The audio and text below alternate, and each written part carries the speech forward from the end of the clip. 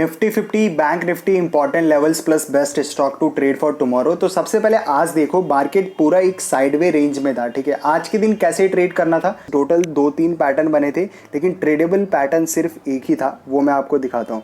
ये देखो यहाँ पर ये इन्वर्टेड वी सा बना था। ठीक है, तो यहाँ से क्या हम बाय कर सकते थे, यहाँ प्रॉफिट हुआ है लेकिन यहाँ पर ये बायबल पैटर्न नहीं था, इसको बाय नहीं करना था। इसका रीज़न मैं समझाऊंगा आपको। दूसरा ये देखो यहाँ से ब्रेकआउट आया हुआ है ये लेवल के ऊपर, लेकिन ये भी एक बायबल पैटर्न नहीं था, इसका भी मैं रीज़न आपको समझाऊंगा।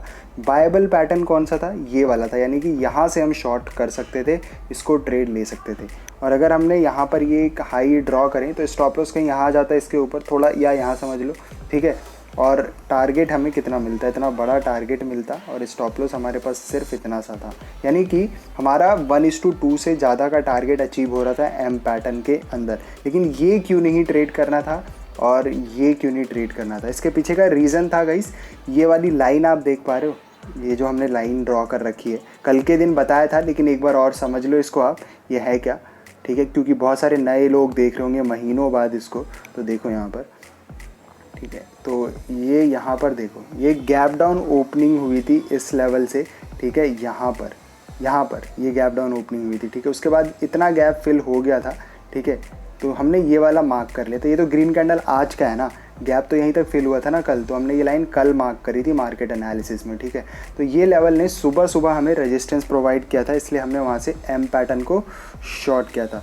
दिखाता हूँ कहाँ पर रेजिस्टेंस प्रोवाइड किया था, तो ये देखो हमें इसने रेजिस्टेंस प्रोवाइड किया यहाँ पर, तो हमने शॉर्ट किया और इतना सा प्रॉफिट हम ले करके गए निफ्टी 50 के अंदर। सिमिलरली अगर हम बैंक निफ्टी में चलते हैं और देखते हैं वहाँ पर कैसे ट्रेड करना था, अगर आप वहाँ पर भी ध्यान से देखोगे तो यहाँ पर कोई पैटर्न नहीं था यार, बैंक निफ्टी में कोई पैटर्न नहीं था। एंड ऑफ द डे कोई मौका मिला था, यहाँ पर भी वी पैटर्न था।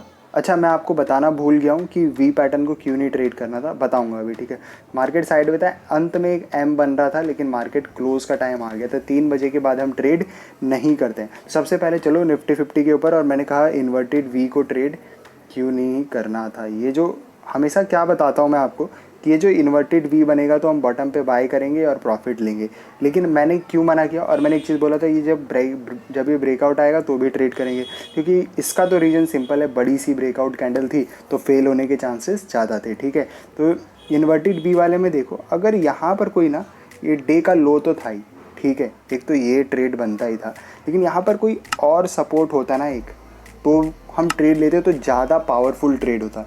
ऐसा नहीं है कि ट्रेड नहीं ले सकते थे, लेकिन हमें बेस्ट ट्रेड लेना होता है, और बेस्ट ये था क्योंकि यहाँ पर 2 रेजिस्टेंस थे। ठीक है, यहाँ पर सिंगल एक डे का लो ही था, इसलिए इसको हम अवॉइड कर सकते थे, ब्रेकआउट का वेट कर सकते थे। अब समझ आया कब ब्रेकआउट का वेट करना है और कब ऐसे ही चलने देना है मार्केट को। ठीक है, तो यहाँ पर सिंगल सपोर्ट था इसलिए यहाँ पर हम ब्रेकआउट का वेट कर सकते थे, यहाँ डबल था इसलिए हम शॉर्ट कर सकते थे। ठीक है, सो थैंक। आज का लो मार्क कर रखा है हमने, और ये आज का हाई हमने दूसरे कलर से मार्क किया क्योंकि आज ये गैप बॉर्डर है ये दोनों। ठीक है, तो मैं दिखाता हूँ आपको ये गैप बॉर्डर क्यों है। गाइस, गैप क्रिएट हुआ था बहुत महीने पहले, तो उसको फिल करना बाकी रह गया था मार्केट की तरफ से। तो हम चलते हैं पहले 1 डे के चार्ट के ऊपर और आपको मैं समझाता हूँ वो गैप कहाँ पर फिल करना बाकी रह गया।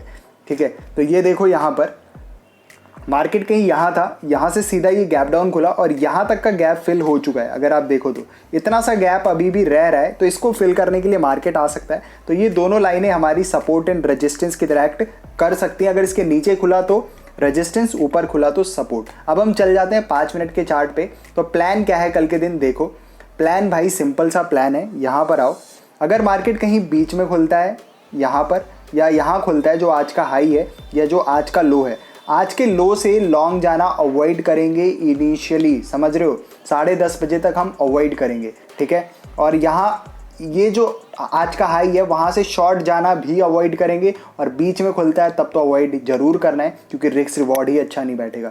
मैं ऐसा क्यों कह रहा हूँ, पहले हम चार्ट को थोड़ा सा जूम कर लेते हैं। ठीक है, तो ये चार्ट हो गया है अपना जूम।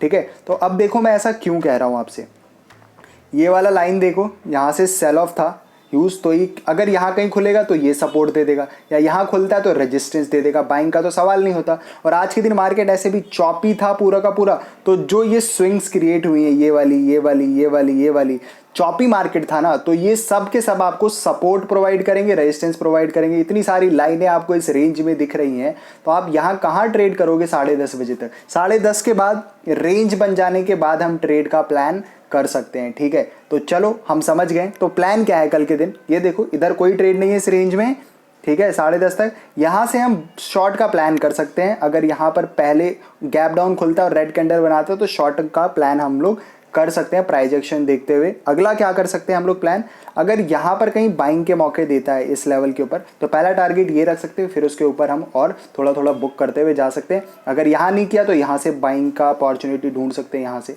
ठीक है। ये काफ़ी अच्छा लेवल है बाइंग के लिए, क्योंकि गैप फिल हो जाएगा पूरा का पूरा, समझ गए इस चीज़ को। और नीचे की ओर अगर हम लोग सेल मारते हैं तो टारगेट कहाँ तक का देखा जा सकता है, टारगेट यहाँ तक का देखा जा सकता है, ठीक है। लेकिन बुक बीच बीच में भी थोड़ा थोड़ा मारते रहना, कोई गारंटी थोड़ी कि मार्केट यहाँ तक आ ही जाएगा, हो सकता है रिवर्स हो जाए, ठीक है। तो ये टारगेट रखा जा सकता है, और अगर इसके नीचे टूटता है तो और लेवल हमें दिख सकते हैं, ठीक है। तो देखते हैं कल के दिन क्या होता है। अब हम चलते हैं बैंक निफ्टी के अंदर, देखो आप, ठीक है। बैंक निफ्टी भी पूरा चॉपी था, तो स्विंग्स जो क्रिएट हुए वो रेजिस्टेंस एंड सपोर्ट की तरह काम करेंगी। तो ना ही यहाँ से शॉर्ट का प्लान करना है जो आज का हाई है, और ना ही जो आज का लो है वहाँ से बाय का प्लान करना है। ये देखो रेजिस्टेंस तुरंत मिलेंगे इनको, ठीक है, ये लाइनें मिलते ही रहेंगी। तो यहाँ तो 10:30 तक कोई नहीं करना है इमीडिएटली प्लान, 10:30 के बाद कर सकते हैं रेंज बन जाने के बाद, ठीक है। लेकिन 10:30 तक कोई प्लान नहीं करना है, ठीक है। तो यहाँ पर देखो, यहाँ से हम लोग शॉर्ट का प्लान किया जा सकता है अगर यहाँ कोई रेड कैंडल बनता है तो, ठीक है। और बाइंग का प्लान यार देखो, पीछे के चार्ट अगर आप एनालाइज करोगे ना बड़े टाइम फ्रेम पे, तो आपको पता लगेगा कि यहाँ से एक अच्छा खासा बाइंग मिल सकता है। लेकिन उससे पहले अगर आप यहाँ बाइंग करोगे तो इमीडिएटली ये रेजिस्टेंस मिलेगा आपको, ठीक है। तो मैं कहूँगा इस रेंज में बाय मत करो, इसके ऊपर ही बाय का ट्राई करना, ठीक है। एक बार इसको मैं समझाने की कोशिश करूँ आपको, तो थोड़ा बड़े टाइम फ्रेम पर चलते हैं हम लोग, एक बार आ जाओ ताकि आप समझ पाओ इस चीज़ को, ठीक है। तो आ जाओ बड़े टाइम फ्रेम पे। कौन सा टाइम फ्रेम लें, तो हम लोग ले लेते हैं भाई 4 घंटे का टाइम फ्रेम, ठीक है। तो शायद हमें फटाफट से दिख जाए ये लेवल।